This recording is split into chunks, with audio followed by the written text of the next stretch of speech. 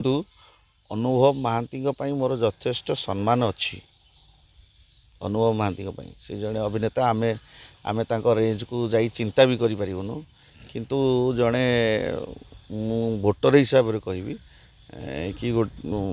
କହିବି ଅନୁଭବ ମହାନ୍ତି ତାଙ୍କ ଛୁରୀଟାକୁ ସେ ନିଜେ ମାରିଛନ୍ତି। କାରଣ ଅନୁଭବ ମହାନ୍ତି ସୋସିଆଲ ମିଡ଼ିଆରେ ବହୁତ ଦେଖେଇ ହୁଅନ୍ତି, କ'ଣ ଖାଇଲେ କ'ଣ ପିଇଲେ ମୋ ଫ୍ୟାନ୍ ଅମକ। ବେଳେବେଳେ ଲୋକ ଯେଉଁ ଦେଖେଇ ହୁଅନ୍ତି ମୋର ଏତେ ଅଛି ନା ଏତେ ଅଛି, ବେଳେ ମା ବେଙ୍ଗ ଭଳିଆ ପେଟ ଫାଟିଯାଏ ତାଙ୍କର। ବର୍ଷା ଚୁପଚାପ ସାଇଲେଣ୍ଟ ରହିଲେ ଆପଣ ଦେଖିଥିବେ, କୌଣସି ଜିନିଷରେ ସେ ବାଇଟ୍ ଦେଇନଥିବେ। ବର୍ଷାଙ୍କର ଗୋଟେ ପ୍ଲସ୍ ପଏଣ୍ଟ ଦେଖନ୍ତୁ, କେଉଁଠି ଲୋକଙ୍କୁ ଖାଇବାକୁ ଦେଲେ କେଉଁ ଦରିଦ୍ର ଲୋକଙ୍କୁ କି କ'ଣ କଲେ ସେ ଭିଡ଼ିଓ ବି ଛାଡ଼ିବେନି। ତାଙ୍କ ପେଜ୍ରେ ଗୋଟେ କିଏ ଲେଖିଥିବ ବର୍ଷା ସେସବୁ। କିନ୍ତୁ ଦେଖନ୍ତୁ, ଯେଉଁ ଲୋକ ସହିଥାଏ, ଯେଉଁ ଲୋକ ଚୁପଚାପ ଥାଏ, ସେ ଦିନା ଦିନେ ଆଗକୁ ଯାଏ। ଆପଣ ଗୋଟେ କଥା କୁହନ୍ତୁ, ମୁଁ ଏଇଟା ଆପଣ ଜାଣିଥିବେ, ଅନୁଭବ ମହାନ୍ତି ଗୋଟେ ବଡ଼ ଷ୍ଟାର୍, ଲୋକ ତାଙ୍କୁ ପୂଜା କରନ୍ତି, ଲୋକ ତାଙ୍କୁ ଫ୍ୟାନ୍ ଫଲୋ ଇଏ କରନ୍ତି। ଯେତେବେଳେ ବିଗୁଲ ତାଙ୍କର ରିଲିଜ୍ ହେଲା, କେଇଟା ଫ୍ୟାନ୍ ଯାଇଥିଲେ? 20ଟା ଲୋକ। ଲୋକଙ୍କର ଅନୁଭବ ମହାନ୍ତି ପ୍ରତି ଆଉ ସେ ଭଲ ପାଇବା ନାହିଁ। ଯଦି ଅନୁଭବ ମହାନ୍ତି ସେଇ ଜାଗାରେ ଥାନ୍ତେ ଗୋଟେ ଷ୍ଟାର୍ ହିସାବରେ, ଅନୁଭବ ମହାନ୍ତିକି ପୂଜା କରିଥାନ୍ତେ। ଆଉ ମେଗାଷ୍ଟାର୍ ତାଙ୍କ ବିକଳ୍ପ ନାହିଁ। ଅନୁଭବ ମହାନ୍ତିଙ୍କର ବିକଳ୍ପ ନାହିଁ, ତାଙ୍କ ସବଷ୍ଟିଚ୍ୟୁଟ୍ କେହି ନାହାନ୍ତି ଓଡ଼ିଶାରେ। ନିଜ ଗୋଡ଼କୁ ନିଜେ କୁରାଡ଼ି ମାରିଛନ୍ତି। ଆଉ ବ୍ୟକ୍ତିଗତ କଥାକୁ ଟ୍ୱିଟରରେ ଫେସବୁକ୍ରେ ନିଜେ ପକାଇ ଲୋକଙ୍କ ପାଖରେ ଶସ୍ତା ହେଇଗଲେ।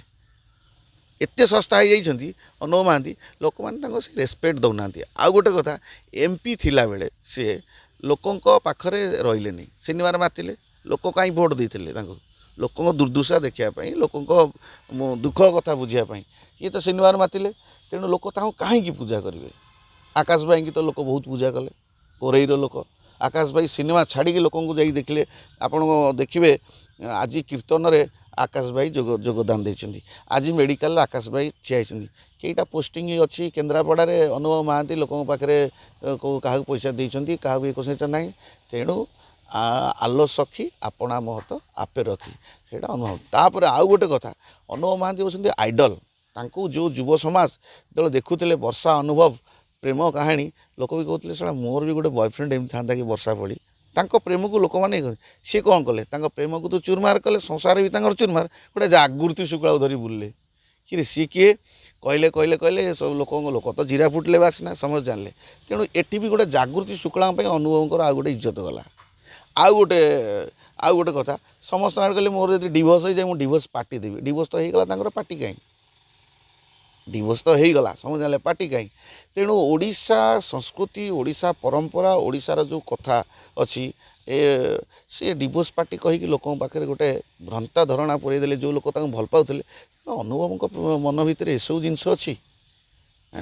ଆଉ ଗୋଟେ କଥା, ଲକ୍ଷ୍ମୀ ଛଡ଼ା ହେଇଗଲେ ଭାଇ ସବୁ ପଳେଇବ। କିନ୍ତୁ ଲକ୍ଷ୍ମୀ ତାଙ୍କ ଜାଗାରେ ଅଛନ୍ତି, ଟିକେଟ୍ଟା ପାଇକି ରହିଲେ। ଆପଣ ଚାଲନ୍ତୁ ବଡ଼ଚଣା ଯିବା, ଅନୁଭବ ମହାନ୍ତିକି ଡାକନ୍ତୁ, ବର୍ଷା ପ୍ରିୟଦର୍ଶିନୀକୁ ଡାକନ୍ତୁ। କେତେ ଲୋକ ଦେଖିବ ଅନୁଭବ ମହାନ୍ତି ଟିକେଟ୍ ଦେଇଛନ୍ତି, ସରକାର ଟିକେଟ୍ ଦେଇଛନ୍ତି। ସେ ଜିତନ୍ତୁ ଅବା ରୁହନ୍ତୁ, କ୍ୱାଲିଫାଏ ଆଉ ଡିସ୍କ୍ୱାଲିଫାଏ। ଆଉ ଅନୁଭବ ମହାନ୍ତି ଯଦି ବିଜେଡ଼ିରେ ଥାନ୍ତେ, ସେଇ ଯଦି କହୁଛନ୍ତି ମୋତେ ମୁଖ୍ୟମନ୍ତ୍ରୀ ଆଜି ସବୁ କରାଇଛନ୍ତି, ତାହେଲେ ଛାଡ଼ି କାହିଁ ଯାଉଥିଲେ? ଅନୁଭବଙ୍କ ଭିତରେ ସେ ବେଇମାନି ଗୁଣଟା ରହିଛି। ସେଇ ଯେଉଁ ବେଇମାନି ଗୁଣଟା, ଯେ ମୁଖ୍ୟମନ୍ତ୍ରୀ ତ ତୁମକୁ ଚଢ଼େଇଲେ ବୁଲେଇଲେ, ତୁମେ ତାଙ୍କ ପାଇଁ ସବୁ ହେଇଗଲା, ତ ତାଙ୍କ ପାଖରେ କାହିଁ ଦୁଇ କରିଦେଲ? ତାଙ୍କ ଦଳକୁ କାହିଁ ଛାଡ଼ିଦେଲ? ଯଦିଓ ଦଳ ତୁମକୁ ଏତେ ଆଣିକିରି ଗୋଟେ କୀଟରୁ ଆଜି ଏତେ ବଡ଼ କରିପାରୁଛି ଦଳ, ତୁମେ ଛାଡ଼ିକି କାହିଁ ପଳେଇଲ ଦଳ ପାଖରେ? ଦଳ ତୁମକୁ ଦେଉନଥିଲା, ଅମକ ଦେଉନଥିଲା, ତାହେଲେ ଇଲେକ୍ସନ୍ ବେଳେ କାହିଁ କହିଲ? ସେତେବେଳେ ଛାଡ଼ିଦେଲନି।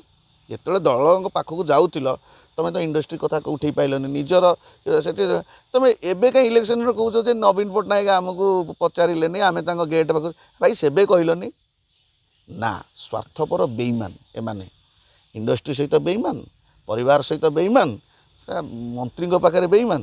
ଏମାନେ ଯେଉଁଠିକି ଯିବେ। ଆପଣ ମୁଁ ସେଇଥିପାଇଁ କହିଥିଲି, ଯେଉଁମାନେ 20-25 ବର୍ଷ ଧରି ଖଟିଛନ୍ତି, ବିଜେଡ଼ିରେ ହେଉ ବିଜେପିରେ ହେଉ, ଯେଉଁ କର୍ମୀମାନେ ଜେଲ୍ ଯାଇଛନ୍ତି, ନିଜକୁ ତଳିତଳା ଦେଇଛନ୍ତି, ସେମାନଙ୍କୁ ଟିକେଟ୍ ଦେବାର ଥିଲା। ଆମେ ଭୋଟର ବି ସବୁ ଜାଣିଗଲୁଣୁ। ଆଉ ଏଇ ଯେଉଁ ଜିନିଷଟା ଆସିଗଲା, ହାମ୍ କିସି ସେ କମ୍ ନେଇ କୋଇ କିସେ କମ୍ ନେଇ ଦୁନିଆ ଚାଲେ, ଏଇ ଜିନିଷ ଯେବେଠାରୁ ଆସିଛି, ଲୋକଙ୍କୁ ଭୁଆଁ ବୁଲିଲେ କିଛି ହେବନି। ଲୋକ ସବୁ ଜାଣିଛନ୍ତି, ଜନତା ଠିକ୍ ସମୟରେ ଜବାବ ଦେଉଛନ୍ତି। ଏଠି ହେଉଛି ଜନତା ହେଉଛନ୍ତି ରାଜା। ଏ ଜିନିଷ ଯେବେଠାରୁ ଆସିଗଲା, ଏଇ ମୋବାଇଲ ସମସ୍ତଙ୍କ ହାତରେ ସବୁକିଛି। ତେଣୁ ଏଇ ଯେଉଁ ମୋବାଇଲରେ ଅନୁଭବ ମହାନ୍ତି କୁକର୍ମ କରିଛନ୍ତି ନିଜର ଘର କଥା ଦ୍ୱାର କଥା ସବୁ କରିଛନ୍ତି ନିଜେ ଭୋଗିବାକୁ ପଡ଼ିଲା ଟିକେଟ୍ କଟିଲା